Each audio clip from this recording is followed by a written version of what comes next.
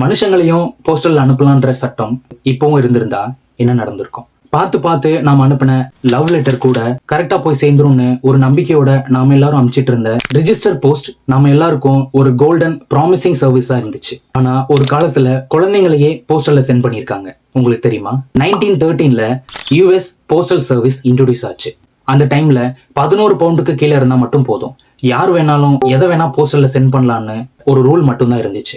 இதுதான் கரெக்டான டைம்னு ஜேஸ் அண்ட் மித்தில்டா கப்பல் ஒரு ஆச்சரியப்படுற விஷயத்த மெயில்ல அனுப்புனாங்க. அவங்களோட குழந்தைய பாட்டி வீட்டுக்கு அனுப்புனா டிராவலுக்கே அதிகமா செலவாகுன்றதுனால அந்த குழந்தைய போஸ்டல்ல அனுப்புனாங்க.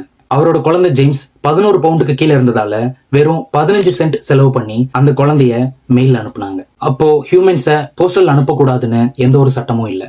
ஆனா இதை கவனிச்ச யுஎஸ் கவர்மெண்ட் இந்த விஷயத்துக்கு அப்புறம் ஹியூமன்ஸை பார்சல் அனுப்பக்கூடாதுன்னு ஒரு ரூல் கொண்டு வந்தாங்க. இப்போ வரைக்கும் ஜேம்ஸ் தான் யூஎஸ்லயே ஸ்பெஷல் டெலிவரியா இருக்கான்.